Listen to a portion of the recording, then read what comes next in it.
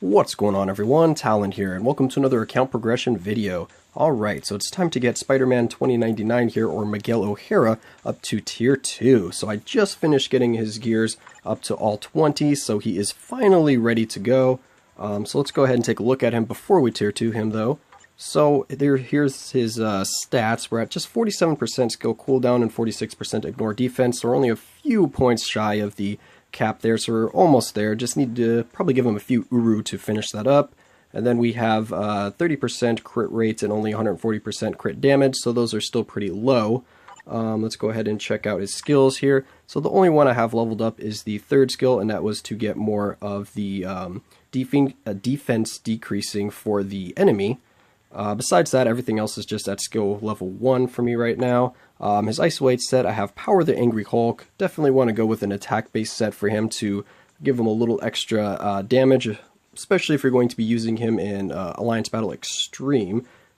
And over here for the custom gear, I have Ignore Defense and a damage proc. And yes, I did go with the damage proc because I am going to be trying him out or using him in Extreme Alliance Battle. I want to see if he can do a little bit better than Kid Kaiju, or at least get me to over 100k a little easier than Kid Kaiju can. And let's see what else we got. So that's going to be it for his stats. So now it is time to actually get him to Tier 2. So I'm not going to be, of course, using my BIOS subscriptions to get the last 150. I will be using a ticket on him, but let's go ahead and check out his Tier 2 passive here. So we have Apply to Self, Increase Guaranteed Dodge by 15%, Increase Skill Damage by 25%, and Bonus Damage by 32%. And then it also enhances the skill effect of his Accelerated Decoy, which is his 4-star passive. So, I mean, Tier 2 is decent. 15% Guaranteed Dodge is quite low, but he has a lot of iframes, so it doesn't really come into play too much, I don't think. And then, of course, the skill damage is a little low compared to some characters, but he already has pretty high base damage, so this extra bump right here still will increase his damage by a good percent. But actually, let me check out his passive, because I'm not actually sure what it's going to increase to.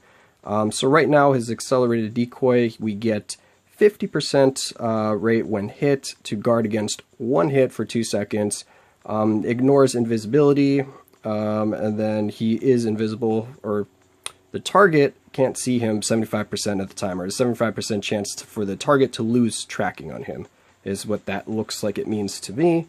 And a clone blocks enemy attacks and counters when this is activated. So it has a 5-second cooldown as well. So let's go ahead and see what that actually changes to after we advance him here.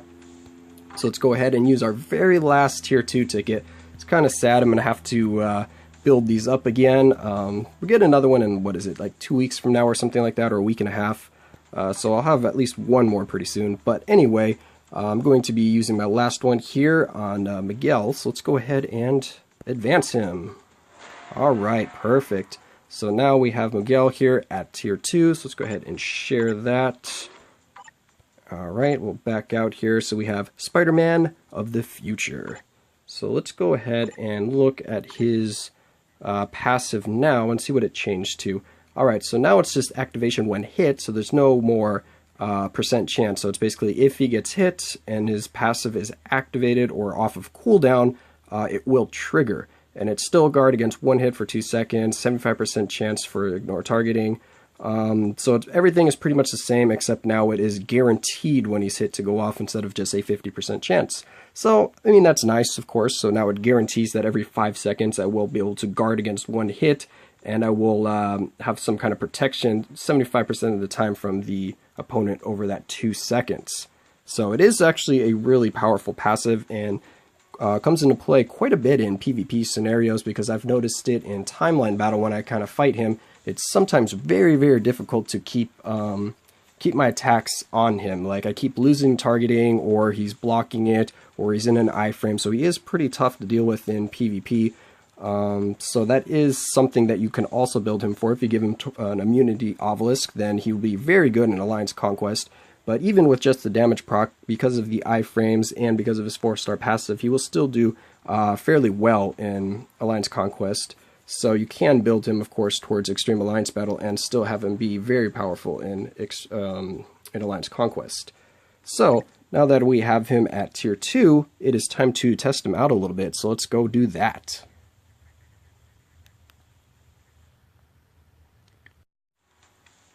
Okay, so here we are at Extreme Alliance Battle. We actually have the speed day, so I can try him out right away.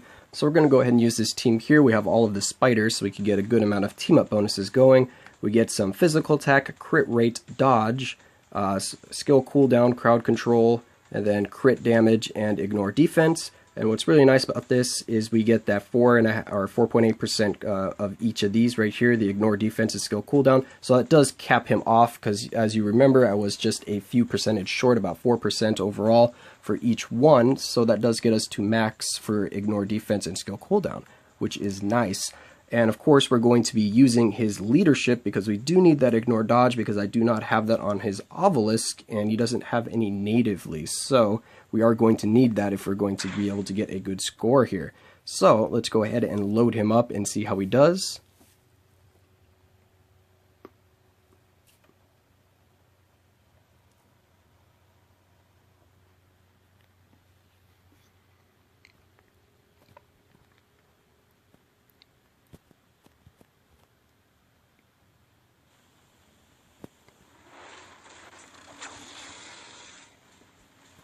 Alright, so this is going to be my first time trying him out here, and what I want to see is hopefully a score that's above 100k, obviously, but right now, speed day for Extreme Alliance Battle is my lowest scoring day, so hopefully Miguel here can help me out a little bit. My Kid Kaiju, I mean, is a little bit more developed than him. I do have Uru on Kid Kaiju, and I do have his uniform, and his uniform's only leveled up to like rare or something like that, but still gets some extra all attack and all defense. And I only score about between 110 and 120k with Kid Kaiju, so if I see anywhere around those numbers with Spider-Man here, I will be very happy, because then I can start giving him some Uru, and it'd be probably a lot easier. But I also need to see his survivability compared to Kid Kaiju, because I do get not really hit a lot with Kid Kaiju, but it's hard for me to keep the meter up. So let's go ahead and give this a try. Alright, and we are targeting the wrong people already.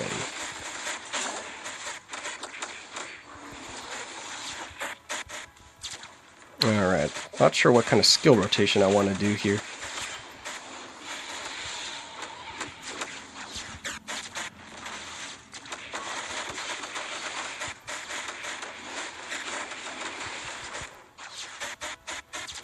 Alright, so I don't have quite enough skill cooldown to just do 3 of the skills. As you can see, his passive going off there, he's turning invisible.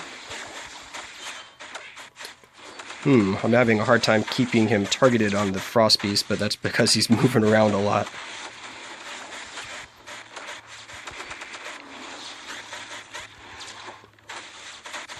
And yes, I do know I am very bad at timing my obelisk proc,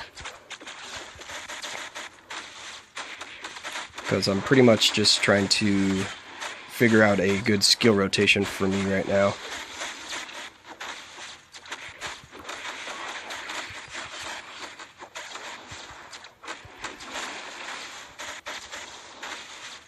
I suppose I could use that team up, see what that is.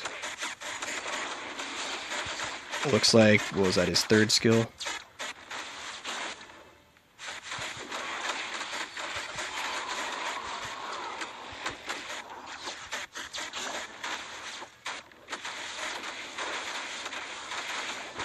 Oh, I think I've been cutting the 5th skill a little short. It animates a little longer than I thought it did. Okay. So that might be why I wasn't being able to rotate through the skills very effectively. Gotta let that animator all the way through.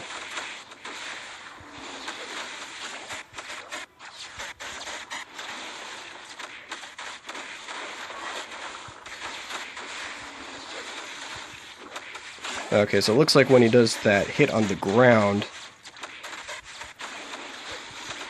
And now I've messed up the rotation that I was trying to do. But anyway, the score is still looking decent.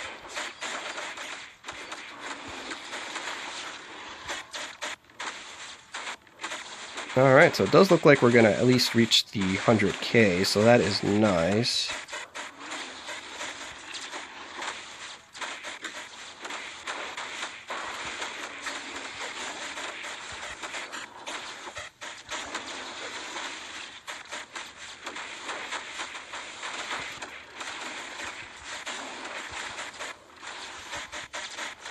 Alright, well, he got to about what I usually score with Kid Kaiju.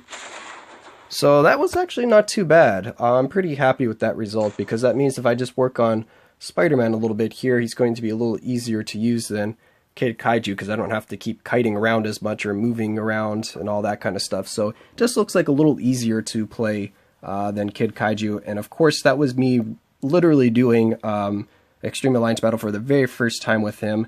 And so I was just kind of messing around with the skill rotation. I mean, I did, of course, look up a little bit to see what people recommend to do as the skill rotation, and I was trying it, but it looked like because I wasn't letting that fifth skill animate all the way that it wasn't working too well for me at the beginning. But when I let the fifth skill go all the way through, then it looked like I had enough time for the other skills to cool down, and I was able to rotate through them a little easier. Because when I was doing it at first with the canceling of the fifth skill at partway through it, the skills weren't off of cooldown yet. So anyway, that was a look at Miguel here in Extreme Alliance Battle. Definitely seems like he would be someone that could get you 100k easily, since, like I said, I haven't done pretty much anything to him outside of just tier 2 him and put an obelisk on him. So I still need to slap Uru, I still need to fully awaken his Ice Weight set if I do want to make him my main Extreme Alliance Battle character. But he's also a very strong tier 2 as well. Well, very strong character in general, even at tier 1. So he's definitely worth the tier 2 if you do have the subscription or means to get his gears maxed out. But besides that, he's still well worth it even to just pick up at tier 1 and throw a mega rank up ticket into, because he does have a lot of survivability and he hits really hard at tier 1 as well. So tier 2 just helps him out a little bit more. And yeah, that's going to be it for this video. I hope you enjoyed, and of course I will catch you in the next one.